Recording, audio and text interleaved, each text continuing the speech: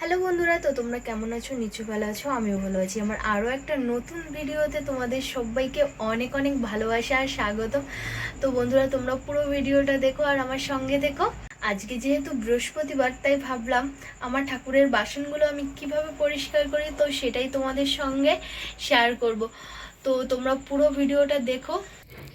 তো বন্ধুরা দেখো, আমি পুজোর থালা বাসন মানে যা যা মাজতে হবে আমি সব কিছুই বের করে নিয়েছি। তো এগুলো আমি এখন মেজে নেব।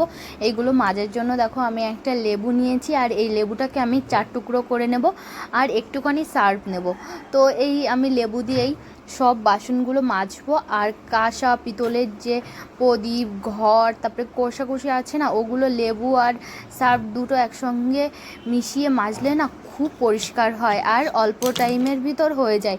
আমি না আগে তেঁতুল দিয়ে মাজতাম, তো অনেকটা টাইম লাগতো, আর যখন থেকেই আমি লেবু আর সার্ফ দিয়ে এই মাজতে শুরু করেছি তখন থেকে অনেক তাড়াতাড়ি হয়ে যায়। আর আমি এই লেবু দিয়ে মাজাটা শিখেছি কিন্তু একটা তামিল আমার কাছ থেকে। তো আমি একদিন বলছিলাম আমাকে দেখে, আম্মা তুমি এটা কী দিয়ে পরিষ্কার করো? তো বলছিল ওনাদের না সব থালা বাসন সব কিছুই আছে কাঁসার, তো কী দিয়ে পরিষ্কার করো বলছিলাম। তো উনি বললো যে লেবু দিয়ে পরিষ্কার করতে হয়। তো আমি বলেছিলাম আমি সাবান দিয়ে করি, সার্ফ দিয়ে করি, পিতাম্বরম দিয়ে করি। তো বলছে ওগুলো দিয়ে করতে হয় না, তুমি লেবু দিয়ে করবা, দেখবা খুব সুন্দর হবে। তো আমার কাছ থেকেই শিখে নিয়েছিলাম। তো তারপরের থেকেই আমি লেবু দিয়েই পরিষ্কার করি থালা বাসনগুলো। তো এই মাজতে শুরু করে দিয়েছি, তো তোমরা দেখতে পাচ্ছ। তো অল্প টাইমের ভিতর আমার সব বাসনগুলো মাজা হয়ে যাবে। তো চলো পুরো বাসনগুলো মাজি, তারপরে তোমাদের সঙ্গে দেখাচ্ছি যে কেমন পরিষ্কার হয়েছে। তো তোমরাও অবশ্যই বাড়িতে ট্রাই করো, দেখবে খুব তাড়াতাড়ি আর তোমরা খুব ভালো করে বাসনগুলো পরিষ্কার করতে পারবে লেবু আর সার্ফ একসঙ্গে মিশিয়ে মাজলে। তো দেখো আমি এখানে কোনো খোসা ব্যবহার করিনি, তো শুধু লেবুটা দিয়েই আর একটুখানি সার্ফ নিয়েই আমি পুরো জিনিসপত্রগুলো পরিষ্কার করে ফেলবো। তো দেখো আমি খোসাটা ধুয়ে নিয়েছি। তো কেমন হয়েছে তো সবগুলো মেজে তারপর আমি তোমাদের একসঙ্গে সব কাঁসা পিতলের জিনিসগুলো দেখাচ্ছি।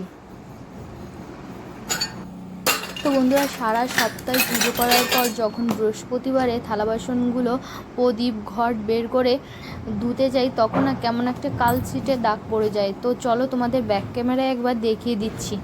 তো দেখো এই যে ঘরটাও নিয়ে নিয়েছি। তো দেখো এরকম কালো কালো হয়ে যায়। তো আগে তেঁতুল দিয়ে পরিষ্কার করতাম, তো অনেকটা টাইম লেগে যেত, তো এখন অল্প টাইমেই হয়ে যায়। তো তোমরা যারা জানো না, তো সেই বন্ধুগুলোকে বলছি, তো তোমরা অবশ্যই একবার বাড়িতে ট্রাই করো, দেখবা খুব সুন্দর পরিষ্কার হয়। আর যারা জানো তাদের তো আর বলারই নেই, তারা তো করেই থাকো। তো দেখো আমি ঘরটাকে মাজতে শুরু করে দিয়েছি। বন্ধুরা, আমি যখন এই ভয়েসটা দিচ্ছিলাম না, তখন এই ঘরটা মাজা দেখে আমার মনে পড়ে গেল বিয়ের আগে বাবার বাড়িতেও এরকম ধরনের একটা ঘর ছিল। তো সেটা ছিল কাঁসার, আর ভিতরটা না খুব ধার ছিল। তো যখনই এই ঘর মাজতে যেতাম প্রায়ই আমার হাত কেটে যেত আর হাত দিয়ে প্রচণ্ড রক্ত বেরোতো। তো তারপর যখন একটু বড় হলাম তখন দেখে শুনেই ঘরটাকে মাজতাম।